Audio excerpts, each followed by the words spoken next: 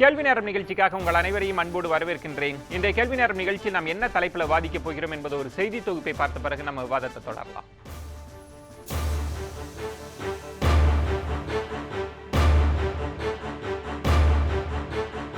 இந்தியாவில் கொரோனா தொற்று இல்லாத பல்வேறு பகுதிகளில் நாளை முதல் ஊரடங்கு தளர்த்தப்படும் என ஏற்கனவே பிரதமர் தெரிவித்திருக்கும் நிலையில் மாநில அரசு அறிவிக்கும் வரை தமிழகத்தில் ஊரடங்கில் எந்த தளர்வும் இல்லை என தெரிவித்திருக்கிறது தமிழக அரசு.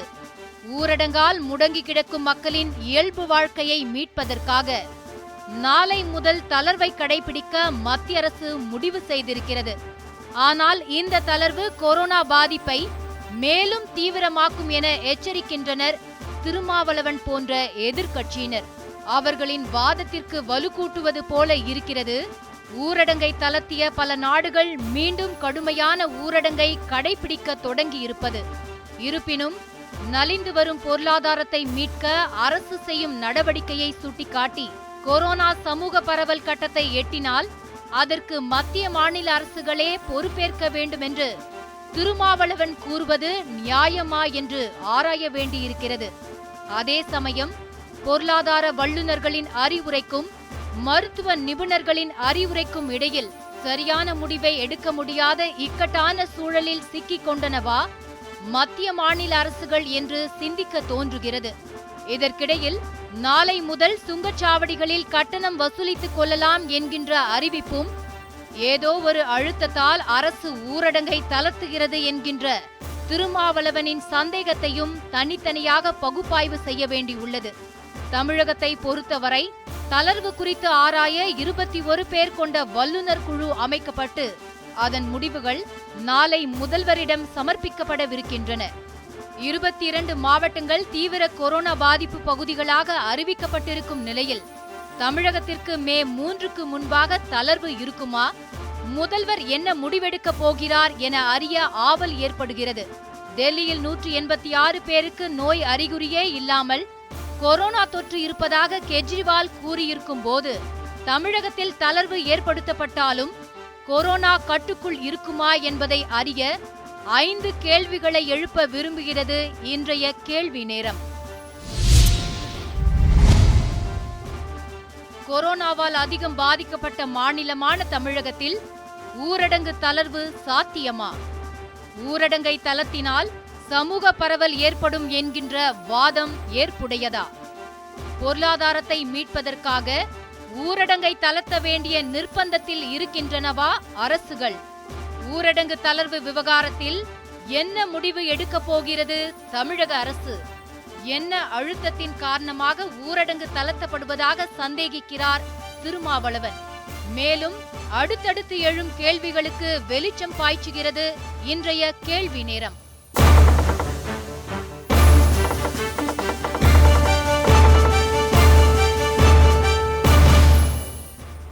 ஊரடங்கு தளர்வு தொடர்பாக என்ன முடிவெடுக்க போகிறது தமிழக அரசு? இந்த பொருளை தான் நம்ம விவாதிக்க இருக்கிறோம். நான் கருத்துரையாளர்களை உங்களுக்கு அறிமுகம் செய்து விடுகிறேன். மூத்த பத்திரிகையாளர் திரு கணபதி அவர்கள் வணக்கம் சார். மருத்துவர் பூபதி ஜான் அவர்கள் வணக்கம். நம்மோடு விடுதலை சிறுத்தைகள் கட்சியிலிருந்து திரு ரவிக்குமார் எம்பி அவர்கள் இணைகிறார், அவரையும் வரவேற்கின்றேன்.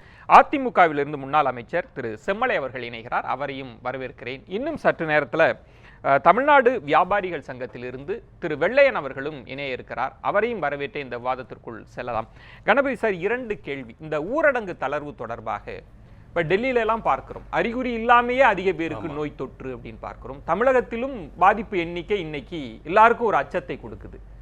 இந்தியாவிலேயே இந்த தளர்வு சாத்தியமா? அதுவும் அதிகம் பாதிக்கப்பட்ட தமிழ்நாட்டில் இது சாத்தியமா? ஊரடங்கு தளர்வு பத்தி என்ன நினைக்கிறீங்க? இந்திய அளவில் பார்க்கும்போது என்னன்னா, அவங்க சென்ட்ரல் கவர்மெண்ட் ஒரு சில டிஸ்ட்ரிக்ஸை குறிப்பிட்டு சொல்லியிருக்கிறாங்க. இத்தனை டிஸ்ட்ரிக்ஸ் ரொம்ப ரெட் ஜோனில் இருக்குது அப்படின்னு சொல்லி தமிழ்நாட்டில் 22 மாவட்டங்கள் சொல்லியிருக்காங்க. ஸோ அந்த மாவட்டங்கள் தவிர கொரோனா பாதிப்பு இல்லாத மாநிலங்கள், இப்போ இன்றைக்கி கோவாவில் கொரோனா பாதிப்பு இல்லாத லெவலுக்கு வந்துட்டோன்னு சொல்லி இன்றைக்கி சொல்லியிருக்கிறாங்க. ஸோ அந்த மாதிரி மாநிலங்கள், கேரளா மாதிரி மாநிலங்களில் மாநில அரசுகளே முடிவெடுத்து சில தளர்வுகளை அமல்படுத்தலாம். அதுதான் மத்திய அரசு இண்டிகேட் பண்ணியிருக்காங்க. ஸோ அந்த வகையில் பண்ணலாம். நம்ம தமிழ்நாடு மாதிரியான மாநிலங்களில் நம்ம ஊரடங்கு நிச்சயமாக தளர்வு செய்யவே முடியாதுன்னு தான் நான் நினைக்கிறேன். நாளைக்கு முதலமைச்சர்கிட்ட அந்த நிபுணர்கள் குழு அறிக்கை கொடுக்குறாங்க. அந்த நிதித்துறை செயலாளர் கிருஷ்ணன் தலைமையிலான அந்த அறிக்கையில் கூட அவங்க என்ன சொல்லியிருப்பாருன்னா, பொருளாதார ரீதியால் என்னென்ன பாதிப்புகள் ஏற்படுது, வணிக நிறுவனங்கள், வர்த்தக நிறுவனங்கள் எவ்வளோ தூரம் பாதிக்கிறாங்க அப்படிங்கிறத அதில் சொல்லியிருக்கலாம். அதற்காக சில ஊரடங்கு தளர்வுகளை வந்து அவங்க பரிந்துரை பண்ணியிருக்கலாம். ஆனாலும் கூட எனக்கு தெரிந்து இப்போதைய சூழலில் ஊரடங்கு தளர்வு பண்ணுறதுங்கிறது வந்து சரியானதாக எனக்கு படவில்லை. என்ன காரணம்னா 2 நாளைக்கு முன்னாடி முதலமைச்சர் சொல்லும்போது 28 பேருக்கு தான் இன்றைக்கி கொரோனா பாதிச்சிருக்கு. ஸோ நம்ம வந்து அந்த கிராஃப் இறங்குது, நம்ம டிக்ரீஸ் ஆகுது அப்படிங்கிற அந்த லெவலுக்கு வந்துட்டதுனால நம்ம பயப்பட தேவையில்லை. ஒரு 3 நாளில் நமக்கு வந்து ஒரு ரிசல்ட் வந்துடும் ஒரு நம்பிக்கை கொடுத்துருந்தாங்க. ஆனால் நேற்று அது அப்படியே மாறிடுச்சு. நேற்று 48 பேருக்கு, இன்றைக்கி அதோடய மாறி 105 பேருக்கு வந்துருச்சு. இன்னொரு விஷயத்தையும் பார்க்கணும். நம்ம முதல்ல வந்து ஒரு வாரத்துக்கு முன்னாடி வரைக்கும் பார்த்தீங்கன்னா அந்த போயிட்டு அந்த ஒவ்வொரு பாசிட்டிவ் நம்ம வந்தப்பவும் 90 பேர் பாசிட்டிவ்னா அதில் 80 பேர் ஒரே சோர்ஸ், சிங்கிள் சோர்ஸ் அப்படிங்கிறத நம்ம தொடர்ச்சியாக பார்த்துட்டு வந்தோம். நம்ம வெளிப்படையாக சொல்லணும்னா அந்த தப்லீக் ஜமாத் போயிட்டு வந்தவங்க தான் 80% பேர் இன்றைக்கி வரைக்கும் கோவிட்டில் பாதிக்கப்பட்டவங்களில் 80% பேர் தப்லீக் ஜமாத் மாநாட்டுக்கு போயிட்டு வந்தவர்கள் அல்லது அவருடன் தொடர்புள்ளவர்கள் நம்ம தெரிஞ்சுது. ஆனால் இன்றைக்கி அந்த நிலைமையெல்லாம் மாறிவிட்டது. இன்றைக்கி ஜேர்னலிஸ்ட் 2 பேருக்கு வந்திருக்கு. ஸோ ஜேர்னலிஸ்ட் எங்கே வந்திருக்காங்கன்னா அவங்க அந்த டிஎம்எஸில் செக்ரட்டரி பேட்டிக்கு ரெகுலராக போயிட்டு வந்த ஒரு நிருபருக்கு வந்திருக்கு. ஸோ அப்போ பார்க்கும்போது நமக்கு என்னென்னா இப்போ சமூக பரவல் ஆரம்பித்து விட்டதோ அப்படிங்கிற ஒரு அச்சம் எல்லாருக்கும் இயற்கையாக ஏற்படத்தான் செய்யும். இன்னொரு பக்கம் பார்த்தீங்கன்னா நம்ம டெஸ்டிங் வந்து நம்ம எதிர்பார்த்த டெஸ்டிங் நமக்கு கிடைக்கல. அதாவது 4 லட்சம் டெஸ்டிங் ரேபிட் டெஸ்டிங் கிட்ஸ் வரும். நமக்கு வந்துருச்சுன்னா நம்ம ஒரே ஸ்ட்ரோக்கில் எல்லா டிஸ்ட்ரிக்ஸ்லேயும் உள்ள அந்த கண்டெய்ன்மெண்ட் ஏரியா, அதாவது கட்டுப்படுத்தப்பட்ட பகுதிகளில் இருக்கக்கூடிய மெஜாரிட்டி மக்களுக்கு நம்ம சோதனை பண்ணிட்டோம்னா நமக்கு ஒரு நிம்மதி ஏற்படும், பயம் வராதுன்னு நினச்சோம். ஆனால் அது வந்து 10ஆம் தேதி 9ஆம் தேதி 10ஆம் தேதி 11ஆம் தேதி 12ஆம் தேதியும் போய் கடைசி இப்போ வரைக்கும் வந்திருக்கிறது 36,000 கிட்ஸ் தான் வந்திருக்கு. அந்த 36,000 ஒவ்வொரு ஊருக்கு 1000 கொடுத்து மெட்ராஸுக்கு 6000 கொடுத்துருக்காங்க போல இருக்குது பாஸ். ஸோ இப்போ கண்டெய்ன்மெண்ட் ஏரியாலேயே நீங்கள் எவ்வளோ பேருக்கு பரிசோதனை செய்ய போகிறீங்க அப்படிங்கிற ஒரு விஷயம் இருக்குது. இன்றைக்கி கூட கார்ப்பரேஷன் கமிஷனர் பிரகாஷ் அவர்கள் சொல்லும்போது சொல்லியிருந்தாங்க, நாங்கள் வந்து ஃபஸ்ட்டு அந்த ஃப்ரண்ட்லைன் ஒர்க்கர்ஸ், அதாவது டாக்டர்கள், செவிலியர்கள், இந்த சுகாதார பணியாளர்கள், 2வது கட்டமாக இந்த கண்டெய்ன்மெண்ட் ஜோன்ல இருக்கக்கூடியவங்கள ஒரு முக்கியமான அந்த பாதிப்பு இருக்கிறதோட யாருக்கெல்லாம் பாதிப்பு வர வாய்ப்பு இருக்கோ அவங்கள மட்டும்தான் நாங்கள் டெஸ்ட் பண்ண போறோம்னு சொல்றாங்க. அப்படி நம்ம பார்க்கும்போது பார்த்தீங்கன்னா ரொம்ப அது நம்மளோட ஜனத்தொகைக்கும் நம்ம பண்ணக்கூடிய சோதனைக்கும் பார்த்தீங்கன்னா ரொம்ப டிஸ்டன்ஸ் இருக்கு. அப்போ முதல்லலாம் நம்ம நினச்சிட்டு இருந்தோம் நம்ம இவ்வளோதான் அந்த தப்லீக் ஜமாத் மாநாட்டுக்கு போயிடும் வந்தவங்க மட்டும்தான் அவங்க பாதிச்சிருக்காங்க, அதை சுற்றி நம்ம இல்லைங்கிறப்போ இன்றைக்கி வந்து 2 ஜேர்னலிஸ்ட் வந்திருக்குங்களா. அவங்க வந்து என்னென்னா அவங்க வேறு ஒன்றும் இல்லை, அவங்களோட பணியை செய்யும்போது அந்த சுகாதாரத்துறை அலுவலக வளாகத்துக்கு போயிட்டு வந்தது இப்படித்தான் அவங்களுக்கு பரவி இருக்க வாய்ப்புகள் இருக்கு. அப்போ நம்ம உங்களுக்கு ஒரு சந்தேகம் இருக்கா, 2ஆம் கட்டத்திலிருந்து 3வது கட்டத்தில் 3வது கட்டத்துக்கான அந்த கோட்டை நம்ம தொட்டு விட்டோமோ அப்படின்னு ஒரு அச்சம் ஏற்படுது. ஸோ இந்த சூழலில் வந்து நம்ம தளர்வு அப்படின்னு பண்ணோம்னா, ஏன்னா இந்த கொரோனாவை பொறுத்த மட்டும் இதை பரவாமல் தடுக்க வேண்டும் என்றால் ஒரே வழி இந்த இதுதான், சமூக இடைவெளி விடணும் அப்படிங்கிறது தான். இதில் பிரதமர் அவர்கள் சொல்லுகிற போதும் சரி, முதலமைச்சர் பேசின போதும் சரி, ஒவ்வொரு உயிரும் எங்களுக்கு முக்கியம், இந்த அரசுக்கு முக்கியம் அப்படின்னு ஒரு பார்வை இருந்தது. ஆனாலும் பொருளாதாரத்தை இப்படி நம்ம முடக்கியே வச்சிருக்க முடியாது ரொம்ப காலத்திற்கு அப்படின்றதுனாலதான் இந்த தளர்வுன்னு கொடுத்தாங்க. இப்ப நீங்க தமிழ்நாட்டிலே பாத்தீங்கன்னா சிலருக்குலாம் இன்ஸ்ட்ரக்ஷன் வந்துருக்கு ஆபீஸ் வரணும் அப்படின்லாம். இப்ப என்ன முடிவெடுக்க எப்படி யோசிப்பாங்க? நாளைக்கு அநேகமா என்ன யோசிப்பாங்கன்னா, இப்ப இன்னைக்கு வந்து நாளைக்கு தான் முடிவுகள் வரப்போகுது. இப்போ வரைக்கும் அந்த மத்திய அரசு சொன்ன மாதிரி கட்டுப்பாடுகளில் வந்து நாங்க தளர்த்தலேன்னு ஒரு விளக்கமும் தமிழக அரசாங்கம் கொடுத்துட்டாங்க. ஏன்னா ரொம்ப ப்ரிகாஷனரியா கொடுத்துட்டாங்க. ஏன்னா நாளைக்கு எல்லாரும் வந்து மத்திய அரசாங்கமே அறிவிச்சிட்டாங்க நாங்க கட்டுமான தொழில் போறோம்னு கூட்டமா போயிடக்கூடாதுன்னு முன்னெச்சரிக்கையா ஒரு தமிழக அரசு ஒரு விளக்கம் கொடுத்துருக்கு. வரவேற்க தக்க விஷயம் தான். நாளைக்கு அந்த குழு கொடுக்குற அறிக்கையை வச்சு சிஎம் சொல்லும்போது மற்ற விஷயங்கள் தெரியும். அப்பதான் வந்து கட்டுப்பாடு தரணும். ஆனா இதற்கு இடையிலே வந்து தமிழக அரசு ஒரு முடிவு எடுத்து எல்லா துறைகளிலையும் வந்து அந்த அரசு ஊழியர்கள் 30% வரைக்கும் வச்சு வேலை வாங்கலான்ட்டாங்க. இப்போ மெட்ராஸை பொறுத்த மட்டும் பார்த்தீங்கன்னா ஒரு சில டைரக்டரேட்லேருந்து நீங்கள் எல்லாரும் வேலைக்கு வரணும்னு சொல்லி சர்க்குலர் அனுப்பிட்டாங்க. இப்போ செங்கல்பட்டில் ஒரு லேடி ஆஃபீஸர் என்கிட்ட கேட்டாங்க, நான் எப்படி சார் வர முடியும்னு என்கிட்ட கேட்டாங்க. நீங்கள் எப்போது எப்படி வரீங்க? நான் பஸ்ஸில் வழக்கமாக வருவேன் சார், இப்போ நான் வரேன்னா எப்படி வர்றது, எனக்கு வந்து இதாக இருக்குது, எங்கள் ஆஃபீஸில் கேட்டால் நீ லீவ் எடுத்துக்கோங்கன்றாங்க. அப்போ எனக்கு லீவாக எடுக்கணும், ட்ரீட் பண்ணுவாங்களா, நீ உங்கள் ஆஃபீஸர் தான் கேட்கணும் அப்படின்னு நான் சொன்னேன். ஸோ இது போன்ற நாளைக்கு விளக்கம் கிடைக்கலாம், அது நாளைக்கு இதற்கெல்லாம் விளக்கம் கிடைக்கலாம். அதனால் இப்போ அரசாங்கத்துறையை எடுத்துக்கிட்டால் கூட எதெல்லாம் முக்கியமான துறைகள் அப்படிங்கிறத பார்த்து எந்தெந்த தேவைகள் இருக்குது, அவங்களுக்கு வந்து போக்குவரத்து வசதியோ இல்லை மற்ற வசதிகளோ எப்படி செய்ய போகிறோம். ஏன்னா இப்போ ஒரு அரசாங்க அதிகாரி, ஒரு ஐஏஎஸ் அதிகாரி வந்திருக்கிறாருன்னா அவருக்கு காஃபி டீ வாங்கிட்டு வரதுக்கோ இல்லை ஒரு கம்ப்யூட்டரோ ஆன் பண்ணி விடுறதுக்கோ கூட ஒரு உதவியால் வரலைன்னா அவர் வேலை பார்க்கவே முடியாதே. ஸோ ஒரு ஊழியர் பணியாற்ற வேண்டும் என்றால் அவருடைய தொடர்புடைய அத்தனையும் அவருக்கு இருக்க வேண்டும். இப்போ நாளைக்கு நீங்கள் பிளம்பர்லாம் ஒர்க் பண்ணணும்னா கூட ஹார்ட்வேர்ஸ் திறந்துருந்தா தான், மோட்டர் வாங்கிட்டு வந்தால் தான் அங்கே பிளம்பரால் போய் மாட்ட முடியும். ஸோ இந்த போன்று ஒவ்வொன்றும் தொடர்பு கூடியதாக இருக்குது. இப்போ இது எல்லாத்தையும் சிந்திச்சு தான் வந்து அரசாங்கம் வந்து ஒரு சில தளர்வுகளை இதில் சொன்ன ஒரு முக்கியமான இடம், அந்த 3ஆம் கட்ட கோட்டை தொட்டுட்டோமோன்ற ஐயத்தில் நாளை வந்து இதே ஊரடங்கு இன்னும் ஸ்ட்ரிக்டா கூட கடைபிடிப்பதற்கான நிறைய வாய்ப்புகள் இருக்கு. அரசாங்கம் அந்த மாதிரி முடிவை தான் எடுப்பாங்கன்னு நினைக்கிறேன். ஏன்னா அரசாங்கம் எந்த அரசாங்கமாக இருந்தாலும் உயிரை காப்பாற்றுங்கிறது தான் முதல்ல முக்கியத்துவம் கொடுப்பாங்க. அந்த விஷயத்தெல்லாம் முன்னுரிமை கொடுப்பாங்க. அந்த அடிப்படையில் நிச்சயமாக ஊரடங்கு இன்னும் கொஞ்சம் கட்டுப்பாடு அதிகமாக செய்யலாம். ஏன்னா இன்னைக்கு 105ங்கிற பார்க்கும்போது இன்னைக்கு வந்து செக்ரட்டரி பேட்டியே ரத்து பண்ணிட்டாங்க அப்படிங்கிற பார்க்கும்போது நமக்கே அது தெரியுது இல்ல, செய்தியாளர் சந்திப்பு இல்ல. அப்போ நாளைக்கு இப்படித்தான் இருக்குங்கிறத நம்மளால கணிக்க முடியுது. அதனால ஆனா அதே சமயம் என்ன நம்ம திருப்பி சொல்றது, நம்ம 9,000 கோடி கேட்டிருக்கோம், ஒரு 800 கோடி கூட தான் வந்திருக்குன்னு நினைக்கிறோம். அப்போ இன்னமும் மத்திய அரசாங்கம் பாராமுகமா இருக்காங்களே அப்படிங்கிறது தான் இருக்கும். நேற்று கூட நீங்கள் திருச்சி சிவா பேட்டி எடுத்ததில் அதை கூட நான் பார்த்தேன். அவர் என்ன சொல்கிறாரு, எங்கள்கிட்டயும் ஆலோசனை கேளுங்க, நாங்கள் ஆலோசனை சொல்கிறோன்றாங்க. ஸோ நீங்கள் வந்து இப்போ டாக்டர் கிடையாது, இப்போ எதிர்கட்சி தலைவர்லாம் டாக்டர் கிடையாது. ஆனால் எதிர்கட்சி தலைவர்கள் ஒரு 5 ஆண்டு காலம் ஆட்சியில் இருந்தவர்கள், அவர்கள் சில ஆலோசனைகளை சொல்லலாம். அது மாதிரி எதிர்கட்சி தலைவர் எல்லா எதிர்கட்சியும், நான் அந்த ஒரு கட்சியை மட்டும் சொல்லல, திமுக காரங்க மட்டும் தான் எதிர்கட்சி தலைவர், மற்ற கட்சிகளில் பல ஆலோசனைகள் சொல்லலாம். மத்திய சுகாதாரத்துறை அமைச்சராகவே இருந்திருக்கிறார் டாக்டர் அன்புமணி ராமதாஸ், அவர் சில கருத்துக்கள் சொல்லலாம். இந்த கருத்துக்களை கேட்டாங்களே என்னென்னா, அந்த சோசியல் அந்த டிஸ்டன்ஸ், அந்த சமூக இடைவெளியை மக்கள் கரெக்டாக பின்பற்ற வேண்டும் என்றால் அதற்கு என்ன செய்ய வேண்டும்? இப்போ நீங்கள் எல்லாரும் போய் நீங்கள் இலவசமாக நன்கொடை இந்த உணவுப் பொருட்கள் இதெல்லாம் கொடுக்காதீங்க, கொடுத்தாவே கூட்டம் வருதுன்னு நம்ம தடுக்கிறோம். அதை விட்டு எப்படி அவங்களை இலவசமாக அவங்களையும் கொடுக்க வைக்கிறது, எப்படி மக்களையும் கூட்டம் சேராமல் வாங்க வைக்கிறதுங்கிற சிந்திக்கிறது தான் அரசாங்கம். அதுதான் அரசாங்கம் யோசிக்கணும் அப்படின்றது. ரவிக்குமார் சார், இப்போ ஊரடங்கை உடனடியாக அறிவித்து விட்டார், போதிய அவகாசம் கொடுக்காம ஊரடங்கை அறிவித்து விட்டார் அப்படின்னு பிரதமரின் மீது சில விமர்சனங்கள்லாம் எதிர்க்கட்சிகள் முன் வச்சாங்க. இப்போ முடங்கி இருக்கிறது, நம்ம பொருளாதாரத்தை அடுத்து இயக்க நிலைக்கு கொண்டு வரணும். அப்ப முதல் படியா தளர்வு, எங்கெல்லாம் பாதிக்கப்படலையோ எங்கெல்லாம் முடியுமோ அப்படி ஒரு தளர்வாகத்தான் கொண்டு வந்திருக்கிறாங்க. அதுலயே உங்களுக்கு விமர்சன பார்வை இருக்கா? இந்த தளர்வை நீங்க எதிர்க்கிறீங்களா? இல்ல, இது எப்படி வந்து ஊரடங்க எந்தவித தயாரிப்பும் இல்லாமல் அறிவித்தார்களோ அதே மாதிரி தளர்வு என்பதையும் எந்தவித தயாரிப்பும் இல்லாமல், அதற்கான எந்த லாஜிக்கும் அதுக்கான தர்க்கமே இல்லாமல் அறிவிக்கிறார்கள் என்பதுதான் இப்ப எங்களுடைய குற்றச்சாட்டு என்பதை விட எங்களுடைய ஆதங்கம். இதில் குறிப்பாக நம்ம பார்த்தோம்னா என்ன ப்ரெஷர்லேருந்து இது வருது. குறிப்பாக Confederation of Indian Industries, CII போன்ற நிறுவனங்கள் மத்திய அரசுகிட்ட போய் பார்க்குறாங்க. அவங்க வந்து சில அழுத்தங்களை கொடுக்குறாங்க. இங்கே வந்து பார்த்திங்கன்னா தமிழக அரசில் பில்டர்ஸ் அவங்க அசோசியேஷன் போய் பார்க்குறாங்க. அப்படி செய்திகள் வருது. அது தொடர்பாக தான் அது ரிலேட்டடான உடனே சிமெண்ட் ஆலைகளை வந்து திறக்கிறதுக்கு ஒரு அறிவிப்பு பண்ணி அப்புறம் அன்றைக்கி மாலையே அந்த அறிவிப்பு வந்து பின்வாங்கப்பட்டது தமிழக அரசால். இப்பயும் வந்து பார்த்தீங்கன்னா இந்த கன்ஸ்ட்ரக்ஷன் செக்டார் இருக்கு பாருங்க, கட்டுமான தொழில், அதனுடைய அழுத்தம் வந்து கூடுதலாக இருக்க மாதிரி தெரியுது. ஏன்னா அது ரிலேட்டடான விஷயங்கள் தான் வந்து இந்த தளர்வுக்குள்ளாகுது.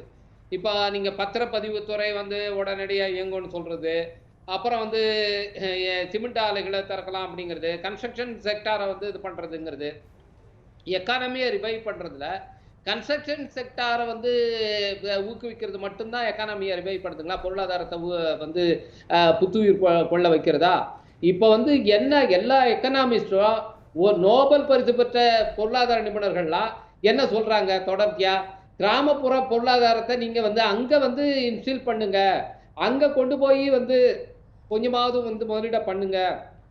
அதுக்கு என்ன செய்யணும், அங்கே இருக்கிற மக்களுக்கு முதல்ல உங்க கிடங்குல வந்து எலி தின்னுட்டு பல்லாயிரக்கணக்கான டன் உணவு தானியங்கள் ஒவ்வொரு ஆண்டும் எஃப்சிஐ குடோன்கள்ல எலி தின்னுட்டு போகுது.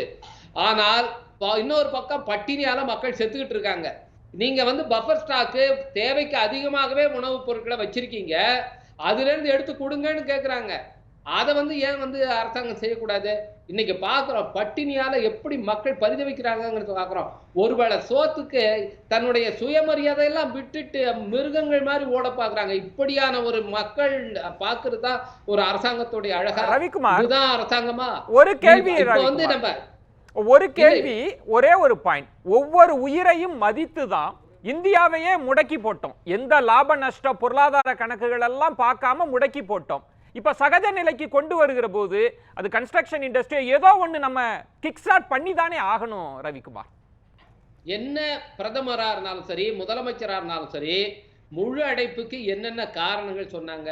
அப்ப என்ன சொன்னாங்க? பொருளாதாரத்தை கூட பின்னால பாத்துக்கலாம், உயிரை காப்பாத்துறதா எங்களுக்கு முக்கியம் சொன்னாங்களா? இன்னைக்கு வந்து சமூக பரவல் வராம தடுக்கிறதுக்கு இதை தவிர வேற வழி இல்லைன்னு சொன்னாங்களா? இந்த இரண்டும் இப்ப போயிடுச்சா? இந்த இரண்டு நிலையிலிருந்து இந்தியாவோ தமிழகமோ விடுபட்டு விட்டதா? அதுக்கான அறிகுறிகள் தென்பட்டுடுச்சா? இன்னைக்கே வந்து நீங்க எண்ணிக்கை அதிகரிக்கிறத பார்க்குறோம். இதுல இன்னும் ஒரு விஷயம் என்ன இருக்குன்னாங்க, இந்த கன்சாலிடேட்டடா வந்து மாநில அளத்துல அந்த ஃபிகர சொல்லும்போது, அது மாவட்ட அளவிலிருந்து போற ஃபிகர வந்து ரிஃப்ளெக்ட் பண்ண மாட்டேங்குது. உதாரணத்துக்கு விழுப்புரத்த பார்த்தீங்கன்னா, நேத்து வந்து 16 பேர் வந்து டிஸ்சார்ஜ் பண்ணப்பட்டிருக்காங்க. 27 பேர் அட்மிட் ஆயிருந்தாங்க பாசிட்டிவ்ல. அதுல 16 பேர் டிஸ்சார்ஜ் பண்ணப்பட்டாங்க. மிச்சம் 11 பேர் தான். இன்னைக்கு 7 கேஸ் புது கேஸ். மொத்தம் 18 கேஸ் தான். ஆனா வந்து இன்னைக்கு வந்து அந்த டிஸ்சார்ஜ் பண்ண கணக்கே இல்லாம திறந்து காட்டப்படுது. இது காரணம் என்னன்னா, இந்த அப்டேஷன்ல வந்து இந்த மாதிரி சென்ட்ரலைஸ் பண்ணும்போது பல பிரச்சனைகள் இருக்கு. அதுக்காக தான் நாங்க சொல்றோம் தொடர்ந்து இதெல்லாம் டீசென்ட்ரலைஸ் பண்ணுங்க. ஒவ்வொரு மாவட்டத்திலயும் அவங்களுக்கு என்ன தேவைங்கிறது, எப்படி ஹேண்டில் பண்ணணுங்கிறது மாவட்ட ஆட்சியர் இருக்காரு, அங்க இருக்கிற காவல்துறை அதிகாரி இருக்காங்க, அங்க இருக்கிற மருத்துவத்துறை இயக்குனர், துணை இயக்குனர்கள், இணை இயக்குனர்கள் இருக்காங்க. அவங்க சேர்ந்து முடிவு பண்ண விடுங்க அப்படிங்கிறத சொல்றோம். இதெல்லாம் எதுவுமே பண்ண மாட்டாங்க. இது மாநில அளவுல எப்படி பண்றாங்களோ அதே மாதிரி தான் அகில இந்திய அளவுலயும் எல்லாத்தையும் சென்ட்ரலைஸ் பண்றாங்க. இதனாலேயே தான் இந்த மாதிரி பிரச்சனைகளை ஹேண்டில் பண்றதுல ஏகப்பட்ட சிக்கல் வருது. நீங்க அங்க இருந்து டெல்லியில இருந்து இன்னைக்கு கூட முதலமைச்சர் என்ன வந்து விளக்கம் சொல்லியிருக்காங்க, 15ஆம் தேதி அங்க வந்து உள்துறை அமைச்சகம் கொடுத்த இதுல எங்களுக்கு இன்ஸ்ட்ரக்ஷன்ல இதெல்லாம் சொல்லியிருக்காங்க. 20ஆம் தேதி தளர்த்த சொல்லி அதை நாங்க கமிட்டி போட்டிருக்கோம்னு. இதுக்கு எதுக்கு அங்கேருந்து உள்துறை அமைச்சகத்திலிருந்து கொடுக்கணும்? நீங்க வந்து மாநில அரசு மாநிலங்கள்ல எப்படி இருக்கோ அப்படி நீங்க பார்த்து செய்யுங்கன்னு ஒரு டைரக்ஷன் கொடுக்கலாம்ல. நீங்க 30% வந்து இது பண்ணுங்க, சுங்கச்சாவடியை வந்து கட்டண வசூலிங்க, இதெல்லாம் எதுக்கு வந்து மத்திய அரசு கொடுக்குது பாருங்க. இந்த நிலைமையில கூடங்க சுங்கச்சாவடி கட்டணம் வசூலிக்கணும். இந்த உயிர்காக்கும் மருந்துகள் நீங்க கொரோனாவுக்காக வாங்குற முகக்கவசம் உட்பட, மாஸ்க் உட்பட, ஏழை எளிய மக்கள் கூட இன்னைக்கு உயிருக்கு பயந்துட்டு போய் இருக்கிற காசுல போய் மாஸ்க் வாங்கி போட்டுக்கிறான். அதுக்கு கூட ஜிஎஸ்டி போடுறாங்க. இந்த ஜிஎஸ்டில இருந்து விலக்கு கொடுக்க கூடாதா? இந்த உயிர்காக்கு வருது இத கூட மத்திய அரசு செய்யக்கூடாதா? ரவிக்குமார், இத கூட மாநில அரசு கேட்க கூடாதா? ஒரு கேள்வி இந்த மாதிரியான ஒரு அடிப்படையான விஷயங்களை கூட செய்யாம ஒரு கேள்வி தளர்வு பண்றோம்ன்றாங்க. வீட்டுக்குள் முடங்கி கிடப்பவர்களுக்கு இருக்கிற ஒரே ஏக்கம் என்பது எப்ப நம்ம அன்றாட வாழ்க்கைக்கு போவோம், நம்முடைய சகஜ வாழ்க்கை எப்போது கிடைக்கும்ன்ற இடத்துல இந்த தளர்வை வந்து அவங்க ஆஹா ஒரு நம்பிக்கை ஒளி கிடைக்குதே அப்படின்னு பார்த்தாங்க. அவங்களுக்கு மெடிக்கல் காரணம் இதெல்லாம் தெரியல, அரசு சொல்லுது, ஒரு அச்சம் விலகுதோ அப்படின்னு ஒரு நம்பிக்கை. ஆனா நீங்க சொல்றீங்களா இப்ப தளர்வுக்கான காலகட்டம் இல்லைன்னு நினைக்கிறீங்களா ரவிக்குமார்? நிச்சயமாக இது தளர்வுக்கான காலகட்டம் இல்ல. ஏன்னா இதை வந்து நாங்க தனியா போய் பார்த்து சொல்லல. அரசாங்கத்தோட புள்ளி விவரங்களை வச்சுக்கிட்டு மருத்துவ துறையிலிருந்து வர்ற விவரங்களை வைத்துக்கொண்டே சொல்கிறோம் இது தளர்வுக்கான காலகட்டம் இல்ல. அது நீங்க தளர்வுக்கான காலகட்டம் நீங்க சொல்றதுக்கு காரணம் என்னன்னா, மக்களுக்கு நிவாரணம் கொடுக்கறதுல இருந்து நீங்க அவங்களை லாக் அவுட் பண்ணி வச்சுக்கிட்டு இருந்தோம்னா, லாக்டவுன் பீரியட்ல எல்லாம் நிவாரணம் கேட்கறான், புலம்பெயர்ந்த தொழிலாளர்கள் நிவாரணம் கேட்கறான், விவசாய கூலிகள் நிவாரணம் கேட்கறான், இவனை வாய மூடணும்னா திறந்து விட்டுடு, போனா அவன் போய் அவன் உயிரை அவன் பார்த்துக்கிட்டோம் அப்படிங்கிற நிலைக்கு அரசாங்கம் போகுதோங்கிற ஒரு அச்சம் தான் நமக்கு வருது. இன்னைக்கு நிவாரணம் கொடுப்பதை பற்றி அரசாங்க பிரதமர் பேசி எவ்வளவு நாள் ஆச்சு? உள்துறை அமைச்சகத்துல இருந்து அறிக்கை வந்து எவ்வளவு நாள் ஆச்சு? கைட்லைன்ஸ் வரும்னு சொன்னாங்க. ஆனா ஏதாவது ரிலீஃப் வந்திருக்கா? இல்ல சார், இப்போ ஒரு ரிலீஃபும் கிடையாது. சார் ஒரு கேள்வி சார், இப்போ நீங்க இருந்து தப்பிக்கிறதுக்கு தான் இதை செய்யறாங்க. நீங்க பாராளுமன்ற உரைகள் எல்லாம் அறிந்தவர், நிர்வாகம் எப்படி இயங்கும்ன்றது தெரிந்தவர் தான். ஒரு நிவாரண உதவிய திசை மடைமாற்றம் பண்றதுக்காக தளர்வுன்னு போனா அது எவ்வளவு பெரிய சமூக பரவல் தொத்தா மாறும். அந்த ஆபத்தெல்லாம் உணராம ஒரு அரசு நிவாரணத்துக்காக திசை மாற்றுவதற்காக இந்த தளர்வுன்னு அறிவிப்பாங்களா? அப்படி ஒரு அரசு யோசிக்குமா என்ன? அதுதான் எங்களுக்கு பயமே இருக்குது. இப்படி கூட நம்மளுடைய அரசு யோசிக்க, எதுல இருந்து இந்த முடிவுக்கு நம்ம வர்றோம்? இந்த சந்தேகம் நமக்கு எழுதுனா, இது வரைக்கும் ஏதாவது ஒரு ரிலீஃப் பேக்கேஜ் வந்து சென்ட்ரல் கவர்மெண்ட்ல இருந்து வந்திருக்கா? ஸ்டேட் கவர்மெண்ட்ல இருந்து முடிஞ்சதை செய்யறாங்க. அது வந்து அவங்களுடைய கெப்பாசிட்டி, அவங்களுக்கு கொடுக்க வேண்டிய பணத்தை இப்ப கூட ஜிஎஸ்டி வரி பாக்கி 12,000 கோடியை கொடுத்தாங்கன்னா இன்னும் கூட நம்ம தமிழக அரசு இன்னும் 1000 ரூபாய் கொடுக்கறத 2000 ரூபாய் கொடுக்கலாம். அது கொடுக்க மாட்டேங்கிறாங்க. இவங்க கேட்கிற ரிலீஃப் பேக்கேஜை கொடுத்தாங்கன்னா கொஞ்சம் கூடுதலா கொடுத்தாங்கன்னா 10% இவங்க கேட்கறதுல 10% கூட கொடுக்கல. அதை கொடுத்தாங்கன்னா இன்னும் கொஞ்சம் இவங்க கூடுதலா கொடுப்பாங்க. மாநில அரசு தன்கிட்ட இருக்கிற நிதியை வச்சு எவ்வளவு மேனேஜ் பண்றாங்க. ஆனால் மத்திய அரசுகிட்ட இருந்து செய்ய வேண்டியது எதுவும் செய்யாதனால இப்ப என்ன ஆகுதுன்னா இந்த பிரஷர் அதிகமாகுது. இதுக்கு முன்னையே வந்து பிரதமர் வந்து இப்படி ஒரு செய்திகள் வந்துகிட்டு இருந்தது.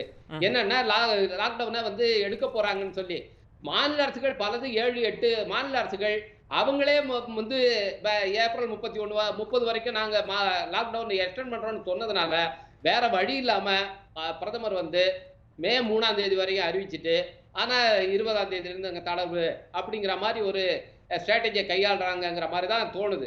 சரி, ஒரு சந்தேகம் இருக்கு அப்படின்றீங்க, நம்ம பேசலாம். அவங்க தான் வந்து இதுல அதிகமான ரெஸ்பான்சிபிலிட்டி மத்திய அரசுக்கு தான் இருக்கு. அவங்க அதை செய்யணுங்கிறதா என்னுடைய வாதம். செம்மல சார், இந்த ஊரடங்கு தளர்வு முதல்ல தமிழகம் எந்த நிலையில இருக்கு? இன்றைக்கு இருக்கக்கூடிய எண்ணிக்கை வந்து எல்லாருக்கும் ஒரு அச்சத்தை ஏற்படுத்துது. ஒரு செய்தியாளரா கணபதி அவர்கள் இது 3ஆம் கட்டத்திற்கான முதல் படிக்கு நம்ம வந்துட்டோமோன்ற ஒரு அச்சத்தை வெளிப்படுத்தினார். நம்ம தளர்வை நோக்கி இப்ப யோசிக்க கூடாது, அந்த கட்டத்துல நம்ம இல்லைன்னு சொல்றாங்க. நீங்க சொல்லுங்க, தமிழகம் எந்த நிலையில் இருக்கு? தளர்வுக்கான வாய்ப்பு இருக்கா?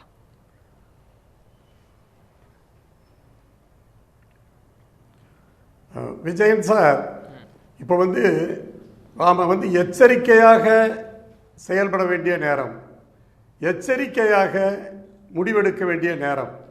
அதனால தான் யோசித்து முடிவெடுக்க வேண்டிய ஒரு கட்டாயத்திலே நாம் இருக்கிறோம். நம்முடைய கணபதி சார் நிலைமை நல்லா எடுத்து சொன்னாங்க.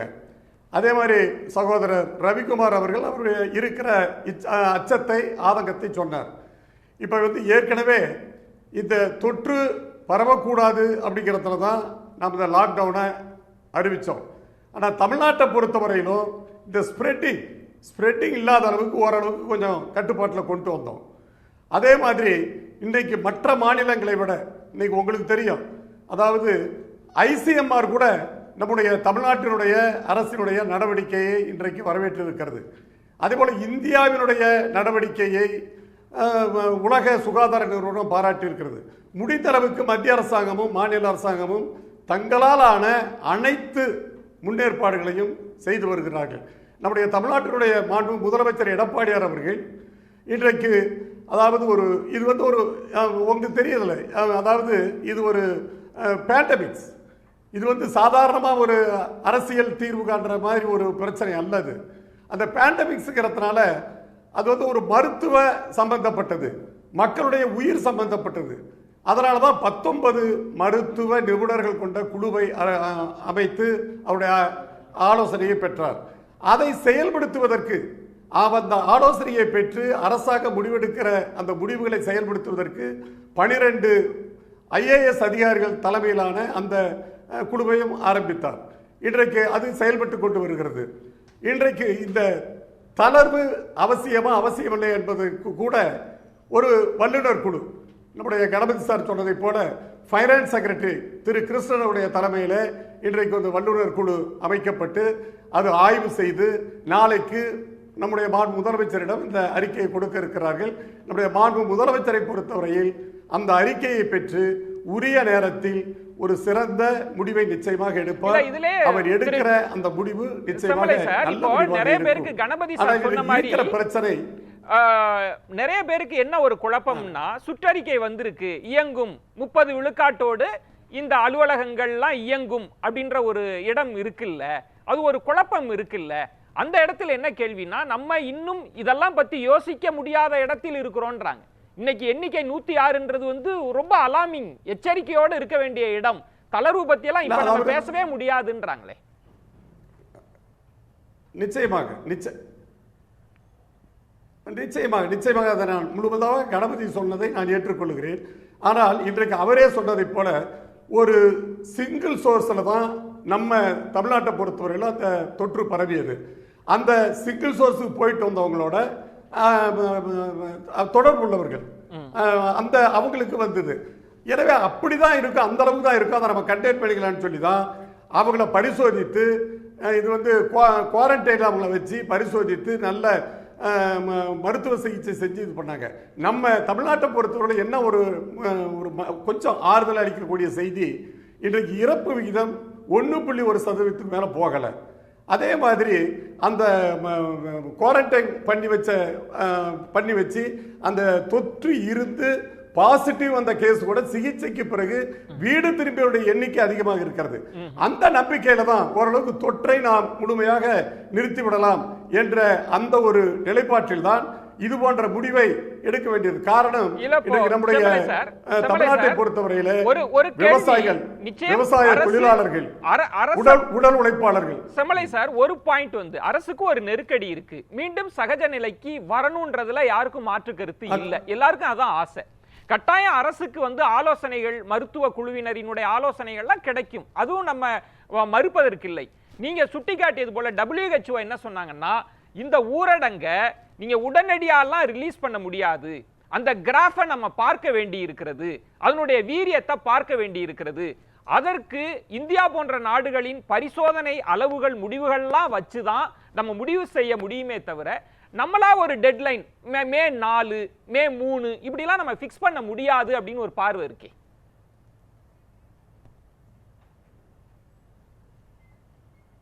அந்த WHO ICMR சயின்டிஃபிக்காக அவங்க சிந்திக்கிறாங்க. ஆனால் நம்ம அரசாங்கம், அது மத்திய அரசாங்கம் இருந்தாலும் சரி, மாநில அரசாங்கம் சரி, மக்களுடைய நிலையையும் நாம் சிந்தித்து பார்க்க வேண்டும்.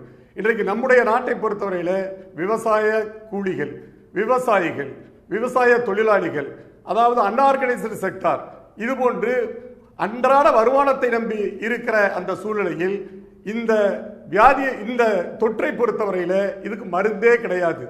ஆக இதுக்கு என்ன மருந்துன்னா சோசியல் டிஸ்டன்சிங் தான், அதாவது சமூக விலகல். இதை வந்து ஒருத்தருக்கு ஒருத்தர் தொற்றாம நம்ம அதான் கண்டெய்ன்மெண்ட், அதை தான் பார்க்கணும். ஃபர்ஸ்ட் ஸ்ப்ரெட்டிங்கை தடுக்கணும். அதை வந்து தமிழ்நாடு அரசு சிறப்பாக செய்து இருக்கிறது என்பதை எல்லோரும் ஏற்றுக்கொள்வார்கள். இந்த ஸ்ப்ரெட்டிங்கை நம்ம அதிகமாக விடலை. அதனால தான் இன்றைக்கு பாருங்க, தருமபுரி மாவட்டத்தில் தொற்று இல்லை, கிருஷ்ணகிரியில் தொற்று இல்லை, புதுக்கோட்டையில் தொற்று இல்லை. அதே மாதிரி எல்லா மாவட்டத்தையும் நம்ம ஒரு மாவட்டம் ரெட் அலர்ட் ஏரியான்னு வச்சிருந்தா கூட, அந்த ரெட் அலர்ட் ஏரியாவில் கூட சில பகுதிகள் தொற்று இல்லாமல் தான் இருக்குது. அதனால இந்த விவசாயிகளுடைய சமூக அந்த நிலைப்பாட்டை கருத்தில் கொண்டு இந்த சோசியல் டிஸ்டன்ஸையும் அந்த ஸ்ப்ரெட்டிங் பரப்பாம இருக்கிற அந்த வழிமுறையில அரசாங்கம் ஏதாவது ஒரு கொஞ்சம் தளர்வு பண்ணலாமான்னு யோசித்தது உண்மை. அந்த கட்டத்தில் நம்ம இருக்கோமா? அதனால அந்த 4 பேர் கூட ஒரு பாயிண்ட் சார், ஒரு பாயிண்ட், நீங்க எல்லாருக்கும் ஊரடங்கு அப்படின்றப்ப சிவலை சார், நம்ம ஒரு அரசு வந்து லாப நஷ்ட கணக்கெல்லாம் பார்க்கல, பொருளாதார லாபங்கள்லாம் பார்க்கல, உயிர் தான் முக்கியம்னு ஊரடங்க போட்டோம். இப்ப எக்ஸிட் ஸ்ட்ராட்டஜி நமக்கு தேவைப்படுகிறது. அந்த இடத்துல ரவிக்குமார் சார் சொல்றாரு வந்து மத்திய அரசு சில அழுத்தத்தின் காரணமா தளர்வுன்னு சொல்றாங்க. கிரவுண்ட் ரியாலிட்டி அப்படி இருக்கான்னு கேட்கிறார். இப்ப கன்ஸ்ட்ரக்ஷன் இண்டஸ்ட்ரி சில பேர்லாம் போய் பார்க்கறாங்க, அழுத்தம் தராங்க, அதற்காக தளர்வுன்னு சொல்றீங்க, ஆனா பெரிய ஆபத்து இருக்குன்னு சொல்றாரு.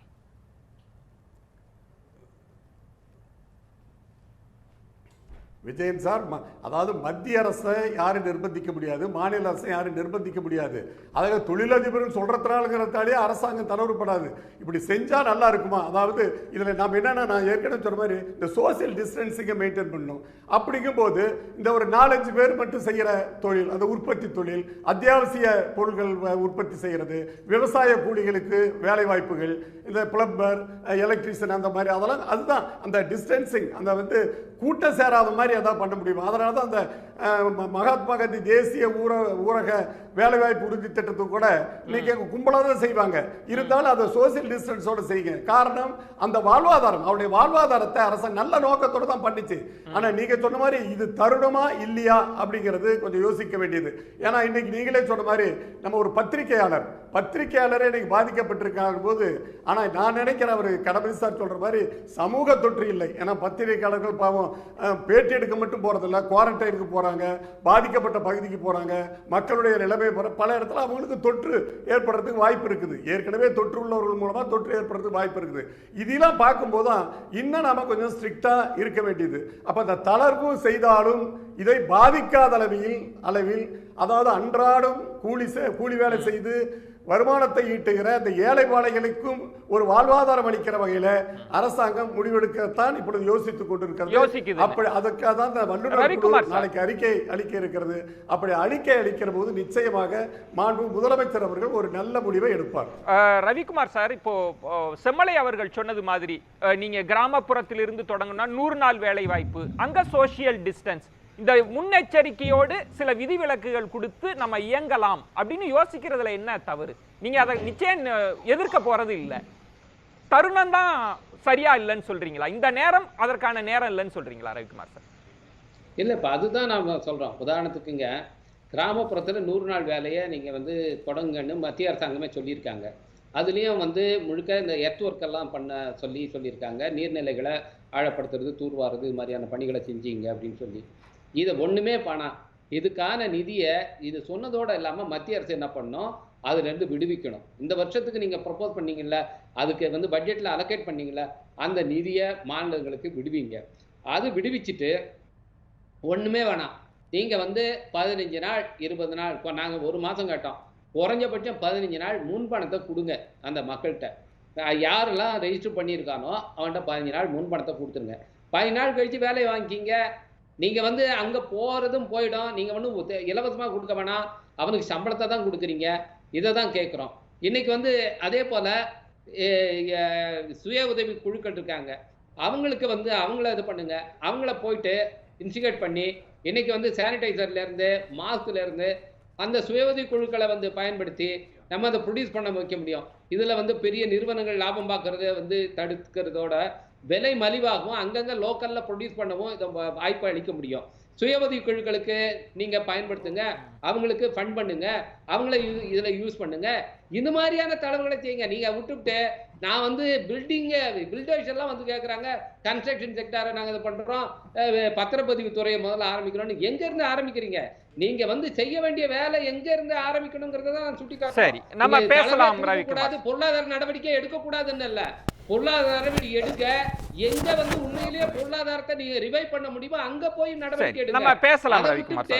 நீங்க வந்து கார்பரேட்டுகளுக்கு நலன் பயக்கிற அவங்களுக்கு வந்து உதவி செய்யற திட்டங்களை மட்டுமே செய்யாதீங்கிறதா நான் எங்களுடைய கன்ஸ்ட்ரக்ஷன் கட்டுமானம்ன்றது இந்தியாவின் பொருளாதாரத்துல ஒரு அடிநாதம் இல்லையா? அது ஏதோ ஒரு கார்ப்பரேட் மட்டும் நம்பி இருக்கிறாரா? என்ன எத்தனை 1000 கோடி கட்டிட தொழிலாளர்கள் நம்பி இருக்கிறாங்க. நீங்க ஏன் அதை பார்க்கல ரவிக்குமார் சார்? இல்ல அதுல முக்கியமா அவங்க செய்ய ஏன் அதை பண்றாங்கன்னா, நீங்க வந்து இப்போ இல்லைங்க, போன 2019 பட்ஜெட்டுக்கு முன்னீங்க 2 லாபி வந்து பெரிய அளவில் பண்ணாங்க. ஒன்று ஆட்டோமொபைல் இண்டஸ்ட்ரி, இன்னொன்று கன்ஸ்ட்ரக்ஷன். இதுக்கு தான் இந்திய அளவில் பெரிய லாபி இருக்குது. அவங்க வந்து இது 2ஐயும் ரிவைவ் பண்ணா போதும்னு சொல்லிக்கிட்டே இருந்தாங்க. அதனால வந்து அதை மட்டுமே ஃபோக்கஸ் பண்றது. ரூரல் எக்கானமியை ரிவைவ் பண்றதை பத்தி யாரும் பேசுறதுக்கு அவங்களுக்கு லாபி கிடையாது. யார் விவசாயிகளுக்கு யாரும் லாபி இருக்கா? அவங்களுக்காக பேசுறது பரிந்து பேசுறதுக்கு ஆள் கிடையாது. ஆனா பொருளாதார வல்லுநர் ரகுராம் ராஜராவா இருந்தாலும் சரி, அமர்த்தியா சென்னா இருந்தாலும் சரி, அபிஜித் பானர்ஜியா இருந்தாலும் சரி, எல்லாரும் சொல்றது என்னன்னா ரூரல் எக்கானமியை ரிவைவ் பண்ணுங்கிறதா. நான் வந்து இப்ப வந்து கன்ஸ்ட்ரக்ஷன் செக்டாருக்கு எதிராக பேசல, ஆனா உங்களுடைய பிரியாரிட்டி அது இல்ல, இதுவா இருக்கணுங்கிறதா என்னுடைய வேண்டுகோள். கன்ஸ்ட்ரக்ஷன் செக்டாரை நெக்லெக்ட் பண்ணுங்க அப்படிங்கிறது இல்ல. இவங்க கன்ஸ்ட்ரக்ஷன் செக்டாருக்கு ப்ரிப்பேர் பண்ணது காரணமே வந்து புலம்பெயர் தொழிலாளர் இருக்கா பாருங்க, அவங்கள வந்து வாய அடைக்கிறது, அவங்களுக்கு சோறு போடுறதுக்கு இவங்களுக்கு தயாரா இல்ல, அவங்களுக்கு எந்த ரிலீஃபும் கொடுக்க தயாரா இல்ல. அதுக்கு பதில் வந்து நீங்க கன்ஸ்ட்ரக்ஷன் செக்டாரை ரிவைவ் பண்ணி விட்டோம்னா அவன் பாட்டுக்கு அவன் பாத்துவான் அப்படிங்கிற நிலைக்கு போறாங்க. நன்றி. பூபதி ஜான் சார் வந்து அரசியல்வாதிகள் அதிகாரத்தில் அமர்ந்திருக்கிறப்ப அவங்களுக்கு 360 டிகிரியில பல பிரச்சனைகள் இருக்கும், அதெல்லாம் அவங்க சரி செய்ய வேண்டிய இடம். நம்ம மருத்துவர்களுக்கு அப்படி இல்லை, நோயிலிருந்து விடுவிக்கணும், நோய்க்கு தீர்வு அப்படின்ற இடத்துல தளர்வுக்கான நேரம்னு நீங்க நினைக்கிறீங்களா? குறிப்பா தமிழ்நாட்டுல நம்ம தளர்வு செய்வதற்கான நேரம்னு நினைக்கிறீங்களா? இல்ல தளர்வுனா எப்ப செய்யணும்? இப்ப தளர்வுக்கான நேரமா இல்லையானா தளர்வு எப்ப பண்ணலாம் அப்படிங்கிற ஒரு புரிதல் வேணும். இப்ப இந்த ஊரடங்கு தனிமைப்படுத்துதல் அப்படிங்கிறது வந்து இது வெற்றி அல்ல, வெற்றிக்கு போகக்கூடிய முதல் படிக்கட்டு. இன்னும் எத்தனை படிக்கட்டு? இன்னும் 2 படிக்கட்டு இருக்கு. இன்னும் 2 படிக்கட்டு இருக்கு. ஆமா, 2 படிக்கட்டு, அடுத்த படிக்கட்டு, அதுக்கடுத்த படிக்கட்டு போனா தான் அந்த முதல் படிக்கட்டு போனதுக்கு சக்சஸா இருக்கும். அப்ப இது என்னன்னு நம்ம பார்க்கணும். அப்ப ஊரடங்கு வச்சு எல்லாத்தையும் தனிமைப்படுத்தி இருக்கிறோம், தொற்று இருக்கிறவங்கள தனிமைப்படுத்திட்டோம். இப்ப சமூகத்தில் விடலாமா அப்படிங்கிறது இதுதான் தளர்வு அப்படிங்கிறது வந்து. அப்ப இது உருமுகிற புலி அடக்கி வச்சிருக்கிறோம். அப்ப உள்ள இருக்குதா இல்லையான்னு நம்ம கண்டுபிடிக்கணும். அப்ப ஊரடங்கு எப்ப தளர்த்தலாம் அப்படின்னா அறிவியல் பூர்வமா ஒரு உண்மையை சொல்றேன் பாரு, ஒரு கருத்து சொல்றேன், அறிவியல் பூர்வமா சொல்றேன். அது ஹர்ட் இம்யூனிட்டி த்ரெஷோல்டுன்னு சொல்றாங்க. Hurt immunity threshold. Hurt immunity அப்படின்னா ஒண்ணும் கிடையாது, இம்யூனிட்டி இன் த கம்யூனிட்டி. அதாவது சமூகத்தில் இருக்கக்கூடிய தொற்றை எதிர்க்கக்கூடிய எதிர்ப்பு சக்தி, இதுதான் ஹர்ட் இம்யூனிட்டி. அந்த த்ரெஷோல்டு எவ்வளவு வந்துருச்சு அதை பொறுத்து தான் இது ஊரடங்கை தளர்த்தலாமா வேண்டாமா என்கிற முடிவு பண்ண முடியும். அப்போ இந்த ஒரு கம்யூனிட்டியில், இந்த இந்தியா ஃபுல்லாக இருக்கக்கூடிய கம்யூனிட்டியில், இல்லைன்னா தமிழ்நாடு எடுத்துக்கலாம், தமிழ்நாட்டில் இருக்கக்கூடிய இந்த கம்யூனிட்டியில் 50% 60% இந்த ஹர்ட் இம்யூனிட்டி த்ரெஷோல்டு, அதனுடைய எதிர்ப்பு சக்தி வந்திருக்கணும். அப்போ 60% மக்களுக்கு எதிர்ப்பு சக்தி வந்தால்தான் அப்போ என்ன ஆகும், இந்த ஊரடங்கை தளர்த்தலான்னு சொல்கிறாங்க. என்ன அப்படின்னா இது எதை வச்சு அமையுது அப்படின்னா R0 ஒன்று இருக்குது. R0 அப்படின்னா ரீப்ரொடக்ஷன் ஆஃப் த வைரஸ். ஆக்சுவலாக இப்போ எங்கிட்ட இருக்குது ஒன்று எடுத்து இருக்கிறது தொற்ற பரப்புறோம். அப்போ நார்மலாக வந்து இந்த வியாதி பொறுத்தவரைக்கும் கொரோனா வியாதி பொறுத்த வரைக்கும் ஒருத்தருக்கு வந்துருச்சுன்னா 3 பேத்துக்கு பரப்ப முடியும். அப்படி 3 பேத்துக்கு பரப்பக்கூடிய நிலைமை இருந்துச்சுன்னா இது பேண்டமிக். இதை கண்ட்ரோல் பண்ண முடியாமல் அளவுக்கு போகுதுன்னு அர்த்தம். 2 பேத்துக்கு பரப்புறாங்க அப்படின்னா ஓரளவுக்கு கண்ட்ரோல் பண்ணியிருக்குன்னு அர்த்தம். இந்த ஒருக்கு இப்போ எங்கிட்ட இருந்து ஒருத்தருக்கு தான் பரப்புறோம் அப்படின்னு இருந்துச்சுன்னா ஓரளவுக்கு கண்ட்ரோலுக்கு வந்துருச்சுன்னு வைப்போம். 0 அப்படின்னு வச்சுக்கோங்க. இந்த R0ங்கிறது 0, எங்கிட்ட இருந்து யாருக்கும் பரவலை அப்படின்னா அப்பா எல்லாம் சேஃப் ஆயிட்டோம், லாக்டவுனை ரிலீஸ் பண்ணு அப்படின்னு சொல்லிடலாம். சரி, இது எப்படி கண்டுபிடிக்கிறது? இப்போ 50% 60% மக்களுக்கு வந்து எதிர்ப்பு சக்தி வந்தால் தான் இந்த லாக்டவுனை ரிலீஸ் பண்ணணும்னு சொல்கிறோம். That is called hurt immunity threshold. அப்போ இது எப்படி கண்டுபிடிக்கிறது? அப்போ எப்படி கண்டுபிடிக்க முடியும் அப்படின்னா இது வந்து ஒன்று வேக்சின் இருக்கணும். வேக்சின் இருந்தால் எல்லாத்துக்கும் வேக்சின் போட்டுடலாம். வேக்சின் போட்டுனா எதிர்ப்பு சக்தி வந்து நீங்க இந்த 60 விழுக்காடுன்னு சொல்றது 130 கோடியில் 60 விழுக்காடு, பாதிக்கப்பட்டவர்கள் 60, 130 கோடி மொத்த மக்கள் தொகையினுடைய 60 விழுக்காடு.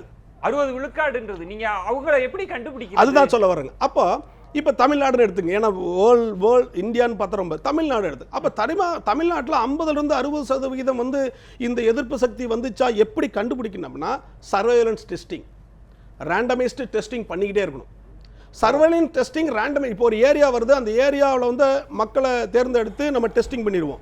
அப்போ டெஸ்டிங் பண்ணுவோம். இதுக்கு ஒரு கால்குலேஷன் இருக்குது. அப்போ இந்த கால்குலேஷன் படி ரேண்டமைஸ்டு டெஸ்டிங் பண்ணிட்டோம்னா இவங்க எத்தனை % வந்து இவங்களுக்கு வந்து எதிர்ப்பு சக்தி கூடி இருக்குது அப்படின்னு தெரிஞ்சுக்கலாம். ஓகே, அப்போ தெரிஞ்சிருச்சுன்னா லாக்டவுன் ரிலீஸ் பண்ணலாம். அது நம்ம நாட்டில் சாத்தியமா? என்ன சாத்தியம் இல்லை. ஏன்னா அவ்வளவு டெஸ்டிங்கும் பண்ண முடியாது. ஒன்று, ரெண்டாவது அடிப்படையான தேவையான கிட்டுகளும் கிடையாது நம்மகிட்ட. இப்போ என்ன சிக்கல்னா நம்ம சந்தேகப்படக்கூடிய நபர்களுக்கே முழுசா முடியல. அப்ப என்னன்னா முடியல. அப்பதான் என்ன பண்ணா அப்ப நம்ம காம்ப்ரமைஸ்ட் அட்டிடியூட் எடுக்கிறோம்.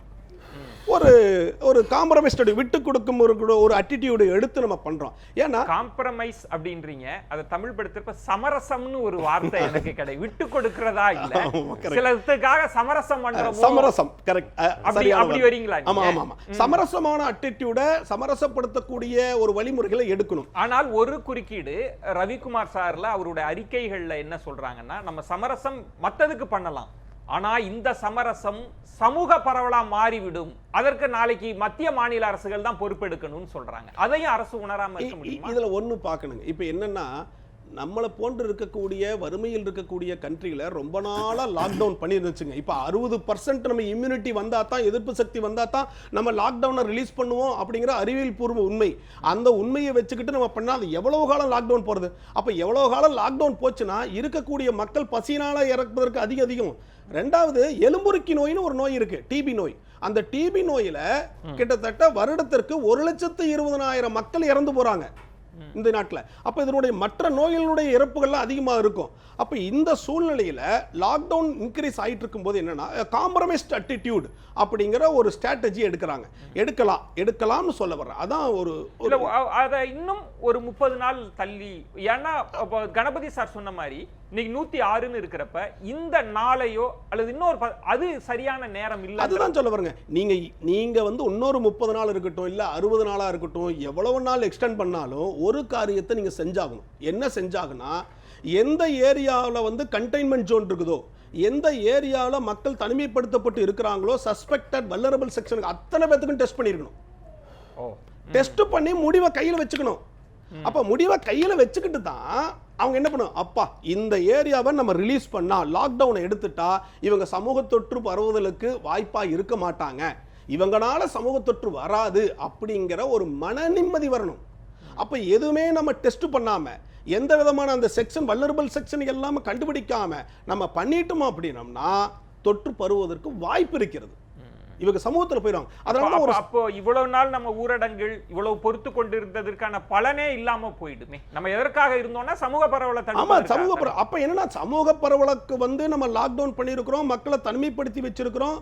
இவங்களை வந்து ரிலீஸ் பண்ணணும் அப்படின்னா இந்த காரியங்களை செஞ்சா தான் பண்ண முடியும். இப்போ உதாரணத்துக்கு சொல்ல மாதிரி சீன தேசத்தில் என்ன நடந்துச்சுன்னா, தொற்று வந்துச்சு, எல்லாத்தையும் லாக்டவுன் பண்ணிட்டாங்க.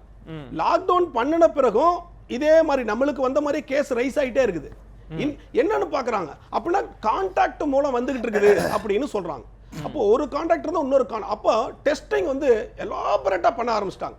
பண்ண ஆரம்பிச்சு அப்ப எங்கெங்கெல்லாம் கான்டாக்டை கண்டுபிடிச்சான், கான்டாக்டரை ட்ரேஸ் பண்ணி அவங்களுடைய தொற்றெல்லாம் ஒரு குறிப்பிட்ட நிலைமை ஜீரோக்கு வந்த பிறகுதான் லாக்டவுனை ரிலீஸ் பண்ணாங்க.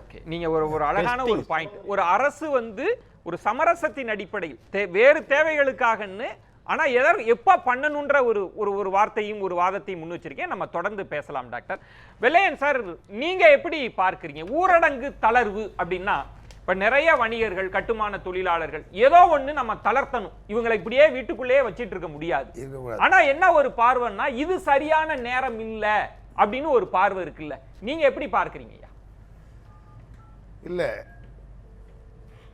இதுதான் சரியான நேரம். அதாவது அநேக விஷயங்களை தளர்த்த வேண்டும். அதாவது இப்போ வந்து உதாரணத்துக்கு சொல்லணும்னா, நான் வியாபாரிகளுக்காக பேசுகிறேன். கடைகள்லாம் ஒரு குறிப்பிட்ட நேரம் திறந்துருக்கணும் நாங்கள். அதனால தான் வந்து கடைகளில் கூட்டம், அந்த சமூக இடைவெளியை கடைப்பிடிக்க முடியல. அது இப்போ கூட என்ன செய்யலான்னா, காலையில் 6லேருந்து சாயந்தரம் 6 வரையும் கடைகள் திறந்துருக்கலாம் அப்படின்னு அனுமதிக்கலாம். இன்னொரு விஷயம், கடைகள் திறந்துருக்கலாம், கடையில் வாங்க வர்றவங்க யார்? கடைக்கு வாங்க வருபவர்கள் சாமானிய மக்கள், கட்டிட தொழிலாளர்கள், இப்படி இவங்கெல்லாம் வரணும்ல. அதனால் அவங்களெலாம் வேலை வாய்ப்பு இருக்கணும், அவங்களுக்கெல்லாம் வேலை வாய்ப்பு கொடுக்கணும். கொடுத்தா தான் வருமானம் இருந்தால் தான் கடையில் வியாபாரம் வர்றோம். ஆனால் இன்றைக்கி சும்மாவே, அதாவது ஒரு சாதாரண யாரால முடியுமோ அவங்கெல்லாம் இப்போ இது மாதிரி நெருக்கடியை உண்டாக்கிட்டு இருக்காங்க. அதனால் காலையில் 6லேருந்து சாயந்தரம் 6 வரைக்கும் கடைகள் திறந்துருக்கலாம், அத்தியாவசிய கடைகள் திறந்துருக்கலாம் அப்படின்னு சொல்லலாம். இந்த டீ கடைகள், சாமானிய மக்களுக்கு டீ கடைகள் தான். அதில் சிகரெட்டு இல்லாமல் சிகரெட்டு விற்கக்கூடாது என்கிற ஒரு நிபந்தனையோட டீ கடைகளை திறந்துருக்க அனுமதிக்கணும். ஆட்டிறைச்சி கடை திறந்துருக்கக்கூடாது, மீன் கடை திறந்துருக்கக்கூடாதுன்னா எப்படி தான்? அதனால் அதெல்லாம் திறந்திருக்க அனுமதிக்கணும். இங்கெல்லாம் கடைப்பிடிக்க வேண்டியது என்ன? இந்த வியாபாரிகளுடைய கடையில் எல்லாமே அந்த சமூக இடைவெளியை கட்டாயமாக கடைப்பிடிக்கணும். அது மட்டும்தான் வலியுறுத்தணும். மாறாக கடையே மூடிடணும் அப்படின்னு சொல்கிறது நியாயம் இல்லை. ஒவ்வொரு கடையாக ஒவ்வொரு பகுதியாக கடை மூடினா அப்புறம் எந்த கடை தான் இருக்கும்? அதனால் சில அனுமதிகள் தமிழக அரசு கொடுத்திருக்கத்தானே செய்யுது. 6 மணிலேருந்து 7 மணி. இன்னும் சில மாவட்டங்கள்ல பாக்குறோம் இன்னும் இருத்துறாங்க, வாரத்துல 2 நாள் தான் வெளில வரணும். என்ன காரணம்னா நோய் பாதிப்பு பெருசா இருக்கு அப்படின்னு ஒண்ணு இருக்கத்தானே செய்யுது. இல்லை அது இல்லை, நோய் பாதிப்பு பெருசாகிறத கட்டுப்படுத்துறது மக்களுக்கு அவேர்னஸ் வரணும், அது மட்டும்தான். அதனால இந்த சமூக இடைவெளி என்பதை மீண்டும் மீண்டும் வலியுறுத்தணும், அதை கடைபிடிக்கணும்.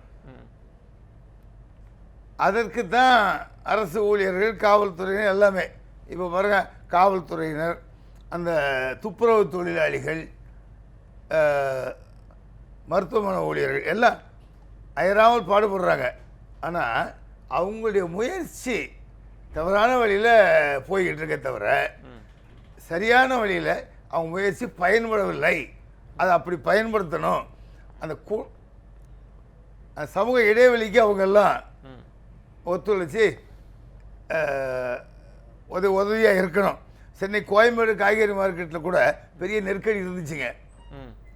ஆனால் காவல்துறை அதிகாரிகள், அந்த பகுதி காவல்துறை அதிகாரிகள், அந்த வணிகர் சங்க நிர்வாகி தலைவர்கள், அதாவது இதில் எம் தியாகராஜன் ஒருத்தர், இவங்கெல்லாம் இருந்து 2 நாட்களாக கட்டுப்படுத்தி இப்போ சீராக மக்கள் போகிறதும் வாங்கிட்டு வர்றது, இது மாதிரி கொஞ்சம். இதில் அரசாங்கம் ஒரு நல்ல காரியம் என்ன பண்ணியிருக்கு, நேரடியாக போய் வாங்குறாங்கல்ல, அவங்க இல்லாமல் சின்ன வியாபாரிகள் போய் வாங்கணும் அப்படிங்கிறதுல அந்த ஒரு கட்டுப்பாடை கொண்டு வந்தாங்க. அதனால இப்போ அது மார்க்கெட் ஒழுங்காக நடக்குதுங்க. இந்த மாதிரி அதை செய்யணும். இன்னும் நேரத்தை அதிகமாக்கணும், வணிக கடைகளுக்கெல்லாம் நேரத்தை அதிகமாக்கணும்னு சொல்றீங்க. காலையில் 6 சாயந்தரம் 6 வரைக்கும். முதல்லயே தேநீர் விடுதிகள் இப்போ வந்து டீ கடைக்கெல்லாம் அனுமதி கொடுத்திருந்தாங்க. அங்க கூடிய கூட்டத்தை பார்த்த பிறகுதான் அதை தடை பண்ணாங்க. இல்ல உங்களுக்கு அனுமதி இல்ல அப்படின்னு சொன்னாங்கல்ல. இது தனி மனித இடைவெளியை இன்ஷூர் பண்றது அவ்வளவு பெரிய சவாலா இருக்கே. சரி, இப்போ மெடிக்கல் ஷாப் அதெல்லாம் திறந்துருக்கலான்னு சொல்லியிருக்காங்கல்ல, அங்கே என்ன கூட்டமாக அலம் போதது இல்லை. இது மாதிரி மளிகை கடைகள் திறந்துருக்கலாம் அப்படின்னா அதுக்கு டைம் லிமிட்டு, காலையில் 6 சாயந்தரம் 6 அப்படி பண்ணனா நிச்சயமாக கூட்டம் வந்து கூடாது, நெருக்கடி இருக்காது, கால நெருக்கடி இருக்காது. ஆனால் ஊருக்கு ஒரு மாதிரி, ஒரு இடத்துல கறிக்கடை திறந்துருக்கலாம், ஒரு இடத்துல திறந்துருக்கூடாது, ஒரு இடத்துல மீன் விற்கலாம், ஒரு இடத்துல மீன் விற்கக்கூடாது, மீனை எல்லாம் எப்போனாலும் பிடிச்சிட்டு வரலான்னு சொல்கிறாங்க. வந்து என்ன செய்வாங்களாம், ஆனால் மீன் விற்கக்கூடாது, இப்படியெல்லாம் போட்டுக்கிட்டு இருக்காங்க. அதனால் அதாவது செய்தக்க அல்ல செய்யக்கெடும், செய்தக்க செய்யாமையானும் கெடும் அப்படின்றது. செம்மலை சார், அரசு சார்பாக பல்வேறு விதமான கோரிக்கைகளை நீங்க கேட்டுட்டு இருப்பீங்க. பத்திரிகையாளர் ஒரு வித பார்வையை முன் வச்சாங்க. ரவிக்குமார் சார் எங்கிருந்து நீங்க இதை தொடங்கணும்னு சொன்னாங்க. வெள்ளையன் சார் அவங்களோட அதிருப்தியை சொன்னாங்க. ஆனா இதை தாண்டி மருத்துவர் சொன்ன ஒரு முக்கியமான பாயிண்ட், நீங்க எக்ஸிட் பண்ணணும்னா அந்த கண்டெய்ன்மெண்ட் ஜோனுக்குள்ள கிட்டத்தட்ட நீங்க முழுமையான பரிசோதனை எல்லாம் செஞ்சாதான் நீங்க எக்ஸிட்டுக்கு போகணும். அப்படி இல்லாம நீங்க தளர்த்துனா அதற்கு பெயர் காம்ப்ரமைஸ், ஒரு சமரசத்தின் அடிப்படையில் நீங்க செஞ்சிருக்கீங்கன்னு நான் பொருள் கொள்ளணும் அப்படின்னு ஒரு பார்வை இருக்கே. சமரசம் நிச்சயமாக நான் அதை முழுமையாக ஏற்றுக்கொள்கிறேன். அதாவது பரிசோதனை சோதனை வந்து அதிகப்படுத்த வேண்டும் என்பதிலே மாறுபட்ட கருத்தே கிடையாது. இப்ப ஒரு கிளினிக் இருக்குதுன்னா அந்த கிளினிக்ல ஐசியூ இருக்குது, எமர்ஜென்சி வார்டு இருக்குது, ஜெனரல் வார்டு இருக்குது. இதுல வந்து ஒரு டாக்டர் எதுக்கு முன்னுரிமை கொடுப்பாரு? ஐசியூ கேஸுக்கு தான் முன்னுரிமை கொடுப்பாரு. அதே மாதிரி அடுத்து எமர்ஜென்சி கேஸு கொடுப்பாரு, அடுத்தது இன்பேஷண்டா இருக்கிற வார்டுக்கு கொடுப்பாரு. அது மாதிரி இப்ப நம்ம அரசாங்கம் இப்பொழுது அந்த முக்கியமாக தொற்று பரவிய இடத்தை குவாரண்டைன் பண்ணி அதை வந்து கண்டெயின் பண்ணி அங்க பரிசோதனை பண்ணிட்டு இருந்தாங்க. இப்ப பிசிஆர் மெத்தட்ல பண்ணிட்டு இருந்தாங்க. அது வந்து பிசிஆர் மெத்தடு கொஞ்சம் அதிக காலம் அந்த ரிசல்ட் வரதுக்கு எடுத்துக்கிச்சு. இப்போ வந்து நம்ம கிட்டு ரேபிட் கிட் வந்துருச்சு. ரேபிட் கிட் வந்து இப்போ இன்க்ரீஸ் ஆகிட்டு இருக்குது. அது பூபதி சார் சொன்னதை நான் முழுக்க ஏற்றுக்கிறேன். ஏன்னா வந்து நம்ம அதிகமான பரிசோதனை செஞ்சாதான் இது மாதிரி வந்து அந்த அறிகுறிகள் உள்ளவர்களை கண்டுபிடித்து குணப்படுத்துவதோ தனிமைப்படுத்துவதோ அல்லது ஏரியாவை கண்டெயின் பண்ணுறதோ அல்லது அந்த பாதிப்பு இல்லாத ஏரியாக்களுக்கு விதிவிலக்கு கொடுப்பதோ இது போன்ற காரியங்கள் நடப்பதற்கு வசதியாக இருக்கும். எனவே இப்போ தமிழ்நாடு அரசும் இப்பொழுது வந்து சீனாவிலிருந்து நம்ம ரேபிட் கிட் வந்துருச்சு, சென்ட்ரல் கவர்மெண்ட் கொடுத்துருக்காங்க. இனிமேல் முழு வீச்சோடு பரிசோதனை நடத்தப்பட்டு அந்த ஏரியாவை ஒரே ஒரு வரியில பதில் சொல்லுங்க. ஒரே ஒரு முடிவுக்காக செம்மலை சார் அளிக்கலாங்கிறதுல பொருளாதார நிபுணர்கள் வணிகர்கள் அவங்க ஒரு கோரிக்கையும் உங்கள்கிட்ட வச்சிருப்பாங்க. பூபதி ஜான் மாதிரி மருத்துவ குழுவினரும் உங்களுக்கு ஒரு விதமான அறிக்கையை வச்சிருப்பாங்க. அரசு எதுக்கு முக்கியத்துவம் கொடுக்க போகுது?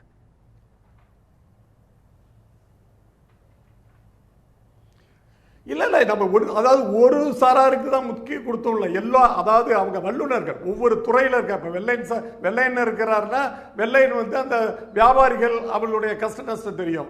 ஒரு பூபதி சார் இருக்கிறாருன்னா மருத்துவ ரீதியாக அவருக்கு தெரியும். அதே மாதிரி இப்போ அரசியல்வாதியாக இருக்கிற நம்ம எம்பி வந்து அவருக்கும் நல்ல சில அனுபவங்கள் இருக்குது. அதே மாதிரி கணபதி சாருக்கு நல்ல அனுபவம் இருக்குது. அதனால எல்லாருடைய கருத்துக்களையும் ஏற்று அதற்கு மரியாதை கொடுக்கணும்படியோ ஏதோ ஒருத்தர் சொல்றாங்க அதை மட்டும் ஏற்றுக்கலாம், மற்றவங்க இது பண்ணலாம். நம்மளுடைய நோக்கம் என்னன்னா பாதி கிணற தாண்டத்தான் இருக்கக்கூடாது. இப்போ இவ்வளவு நாள் 21 நாள் நாம் வந்து ஊரடங்கை கட்டுப்படுத்தி நல்லா கொண்டு போயிட்டு இப்ப திடீர்னு ஏதாவது நடவடிக்கை எடுத்து அதனால பாதி கிணறு தாண்ட மாதிரியோ அல்லது இது மாதிரி வந்து அதுக்கு வேற மாதிரி ஏதாவது ரிசல்ட் ஏற்பட்டுச்சுன்னா அது மக்களை வந்து ரொம்ப எச்சரிக்கையாக இதுல வந்து நம்ம பேசலாம். குறுக்கிட விரும்புனீங்க வெள்ளையன், ஏதோ ஒரு கருத்து சொல்ல வந்தீங்களே, என்ன கருத்துங்க? அதாவது மக்கள் சாமானிய மக்கள் கூட கடையில் போய் பொருட்களை வாங்கி வைத்துக் கொள்ளணும். முதலமைச்சர் சொல்லியிருக்காரு, ஒரு வாரத்துக்கு தேவையானவற்றை வாங்கி வைத்துக் கொள்ளுங்கள் அப்படின்னு. பணம் யாருக்கிட்ட இருக்கு? அதனால் மக்களுக்கெல்லாம் ஒரு கடன் அட்டை வெளியிட்டு அதன் மூலமாக பொருட்களை வாங்கிக் கொள்ளுங்கள் அப்படின்னு சொல்லலாம். அதனால் உடனடியாக ஒரு கடன் அட்டை வெளியிட்டு எல்லாத்துக்கும் அந்த கடன் அட்டையை வழங்கணும். அந்த அட்டையில் எல்லாரும் பொருட்களை வாங்கி கொள்ளணும். இப்படிலாம் செய்யலாமே தவிர அதை விடுத்து எதே செஞ்சுக்கிட்டு இருந்தா இது நியாயமே இல்லை. அதுக்கப்புறம் வியாபாரிகள் சார்பில் என்னுடைய ஒரு கோரிக்கை, எல்லாத்துக்கும் நஷ்டம் ஏற்பட்டிருப்பதை போல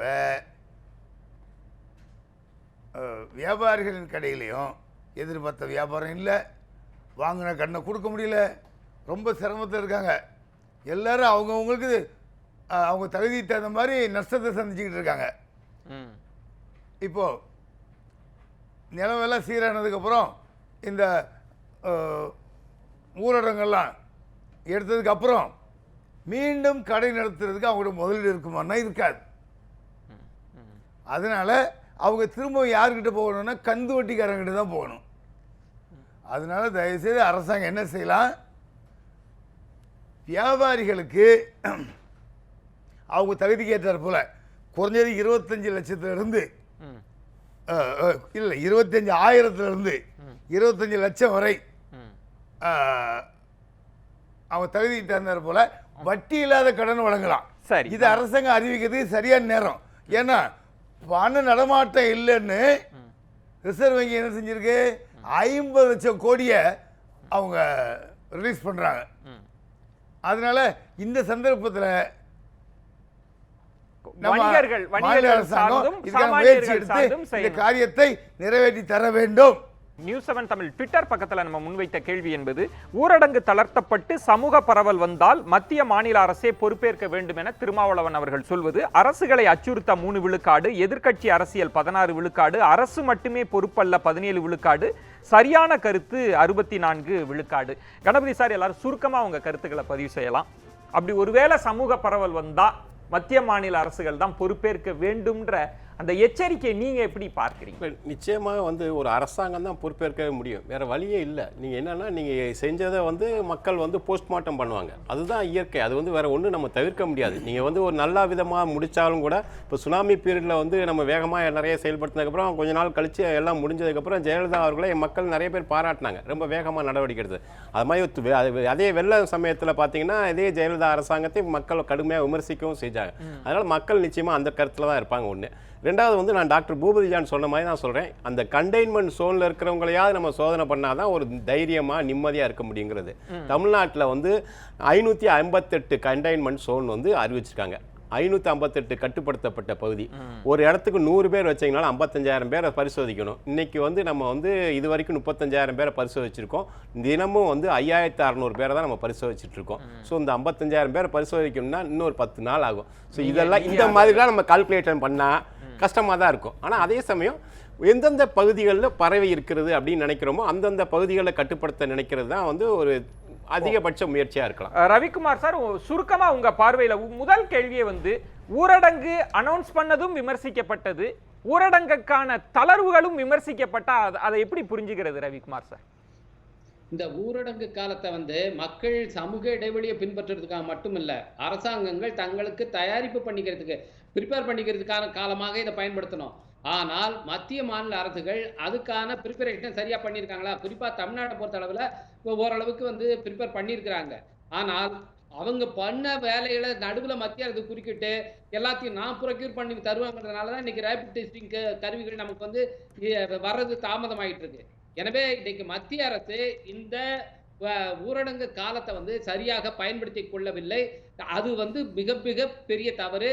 இந்த நேரத்தில் தொடர்ந்து மக்களுக்கு இன்னலுக்கு ஏற்படுத்துகிற விதமாக சுங்க வசூலை பண்றான்னு சொல்றது, இந்த உயிர்காக்கும் கருவிகளுக்கு கூட GST போடுறான்னு சொல்றது, இதெல்லாம் வந்து எந்த விதத்திலும் மக்கள் நலன் சார்ந்ததல்ல.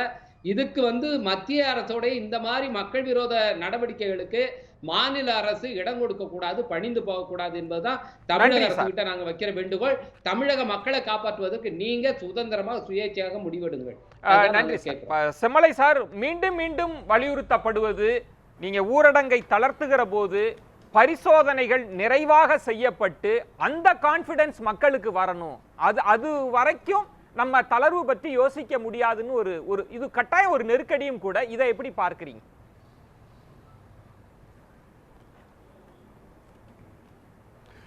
நிச்சயமாக. அதாவது அரசுக்கு 2 ப்ரையாரிட்டி.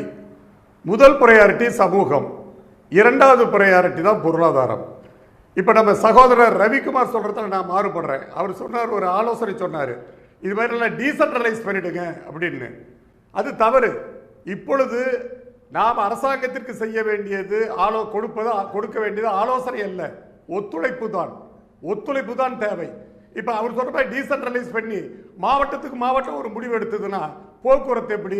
நாளைக்கு மத்திய அரசாங்கம் ட்ரெயின் விட்டுட்டா அப்புறம் என்ன கட்டுப்பாடு இருக்குது? அப்புறம் ஒவ்வொரு மாநிலமும் பேருந்து போக்குவரத்தை பண்ணிட்டா என்ன கட்டுப்பாடு இருக்குது? அதனால இது தேசிய பிரச்சனை, இது தேசிய நோய், தேசிய தொற்று. அதனால மத்திய அரசாங்கம் என்ன அதனாலதான் நம்ம மாண்பு முதலமைச்சர் 30ஆம் தேதி வரைக்கும் ஊரடங்கு சொன்னது கூட பிரதம அமைச்சர் 3ஆம் தேதி வரைக்கும் நம்ம எக்ஸ்டெண்ட் பண்ணிட்டோம். அதனால இப்பவே வேண்டியது சொன்ன மாதிரி பரிசோதனைகள் அதிகமான மக்களை பரிசோதனைக்கு உட்படுத்தப்பட்டு பரிசோதனை அறிக்கை பெற்ற பிறகு எந்தெந்த பகுதி பாதுகாப்பான பகுதி என்பதற்கு விதிவிலக்களித்து படிப்படியாகத்தான் இந்த தளர்வை நாம் கொண்டு போக முடியுமே தவிர ஒரே அடியாக கொண்டு சென்றால் என்ன ஆகும்னா வெண்ண திரண்ட நேரத்தில் பாட உடையிற கதை ஆயிடும். நன்றி சார். பூபதி ஜான் சார், இப்ப நீங்க எப்படி பார்க்கிறீங்க?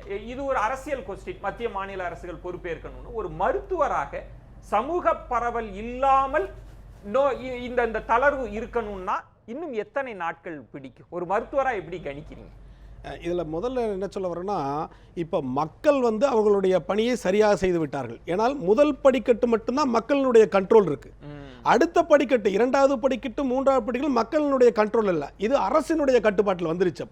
அப்போ அரசினுடைய கட்டுப்பாடு அதிதீவிரமாக எந்த வேலையை செய்கிறதோ, அது பரிசோதனையாக இருக்கட்டும், தனிமைப்படுத்துதலாக இருக்கட்டும், அதுக்கு வைத்தியம் பண்ணுவதாக இருக்கட்டும், அதை பொறுத்து தான் இந்த கட்டுப்பாட்டை தளர்த்துவது என்பதை முடிவெடுக்க முடியும். அப்ப இது முழுக்க அரசினுடைய கட்டுப்பாட்டில் வந்திருக்கக்கூடிய ஒவ்வொரு கட்டமா இருக்குது. அப்ப அந்த கட்டத்தில் சரிவர அவர்கள் செய்யவில்லை என்றால், ஓரளவுக்கு ஒரு சமரசம் ஏற்பட்டு முன்கூட்டியே இந்த தளர்வை எடுத்து விட்டென்றால், பரவல் அதிகமாக வந்த பிறகு வெள்ளம் தலைக்கு மேலே போன பிறகு ஒன்றும் கண்ட்ரோல் பண்ண முடியும். 2 பழமொழி. நீங்க வெள்ளம் தலைக்கு மேலே போனால்ன்றீங்க. செம்மலை சார் வெண்ண திரண்டு வரப்ப தாலி உடைஞ்சிடக்கூடாது, நாங்க கவனமா இருக்கோம் அப்படின்றார். பாப்போம் அரசு என்ன முடிவு எடுக்குதுன்னு. வெள்ளையன் சார், இந்த சமூக பரவல் வந்துடக்கூடாது, அதே நேரத்தில் இந்த ஊரடங்கும் தளர்த்தப்படணும்னா உங்களுடைய ஆலோசனை என்ன? சுருக்கமா இந்த இக்கட்டான நேரத்தில் இந்த நேரத்தை பயன்படுத்தி சில பேர் அதில் ஆதாயம் அடைய பார்க்குறாங்க. ஆனால் இந்த நேரத்தை நாமும் பயன்படுத்தணும் இல்லையா? நம்ம அதை செய்யாமல் இருக்கோம். என்னென்னா பொதுவாக நம்ம எதை எதிர்க்கிறோம்? இப்போ வெளிநாட்டு நிறுவனங்கள் சில்லறை வணிகத்தில் வரக்கூடாதுன்னு நாங்கள்லாம் எதிர்க்கிறோம். அதுக்கு ஆன்லைன் வணிகம்னு ஒன்று இருக்குது, அதை தடை பண்ணுங்கன்னு கேட்டுக்கிட்டு இருக்கோம். ஆனால் இப்போ பாருங்கள், ஆன்லைன் கம்பெனிகளுக்கு பொருள்களை கொடுக்குறது. இந்த ஹோட்டல்லாம் மூடியாச்சு, ஆனால் பாக்கெட் மாத்திரம் கொடுக்கலாமா? அதெல்லாம் ஆன்லைன் கம்பெனி தான் வாங்கிட்டு கொண்டு ரீட்டைல் பிஸ்னஸ் பண்ணுறாங்க. இந்த மாதிரி இந்த ஆன்லைனை வளர்த்து விடாதீங்க. அடுத்து கடைகள்லையும் இந்த பொருள்களை எல்லாம் ஆன்லைன் வாங்கிட்டு போய் விற்கிறாங்க. அடுத்து இன்னொன்று என்னென்னா, நம்ம உள்நாட்டு தயாரிப்பாளர் இருக்காங்க இல்லையா, நம்ம சுதேசி தயாரிப்பாளர்கள், அவங்க கூட என்ன செய்கிறாங்க? இப்போ இயல்பான வணிகம் என்னென்னா, ஒரு தயாரிப்பாளர், அதுக்கப்புறம் விநியோகஸ்தர், அதுக்கப்புறம் ரீட்டைல் பிஸ்னஸ், சில்லறை வணிகர்கள். அந்த நிலைமையிலிருந்து மாறி தயாரிக்கிற நிறுவனங்கள் சுதேசி தயாரிப்புகள் தான். அவங்க ஆன்லைன் கம்பெனிக்கே மொத்தமாக சப்ளை பண்ணிடுறாங்க. அந்த ஏஜென்சி கூட கொடுக்குறதில்ல. அதாவது ஏஜென்சி, அந்த விநியோகஸ்தர்கள் கொடுத்தா இப்படி பண்ணுறாங்க. இதனால் என்ன, ஆன்லைன் வளர்ந்துக்கிட்டு இருக்கு. அதனால் இந்த ஒரு அந்நிய ஆதிக்கம் தான் இங்கே ஏற்படும். இந்த நேரத்தில் அதை ஒழிக்கிறதுக்கு ஆன்லைனை நாங்கள் ஒழிக்கிறோன்னு சொல்லணும். அது அரசாங்கம் முடிவெடுத்து செய்து இதான் நேரம். இன்னொரு டாக்டர் இருக்கிறதால சொல்கிறேன் சுருக்கமாக, ரொம்ப சுலபமா. மழை பெஞ்சதில்ல எங்கே வேணாலும் செயற்கை மழையே நம்ம வர வச்சுருக்கலாம், ஆனால் இயற்கையாக மழை பெய்யுதில்ல. இந்த நேரத்தில் மழை தண்ணி எங்கே போய் சேருதோ அங்கே அந்த தண்ணியில் இந்த கொரோனா வைரஸ் நிறைய இருக்கும். அந்த தண்ணியிலேயே மருந்து அடித்தா போதும். ஒரு புது யோசனையை கொடுக்குறீங்க. இதை மருத்துவர்கள் பார்த்துக்கட்டும், மருத்துவத்துறை கொடுக்கட்டும். நெஞ்சம் நிறைந்த நன்றிகளை எல்லாருக்கும் தெரிவித்துக் கொள்கிறேன். ரவிக்குமார் சார், உங்களுக்கும் செம்மலை அவர்களுக்கும் என்னுடைய நெஞ்சம் நிறைந்த நன்றிகள். மற்றொரு தலைப்புல சந்திக்கலாம். நன்றி, வணக்கம், நள்ளிரவாகட்டும்.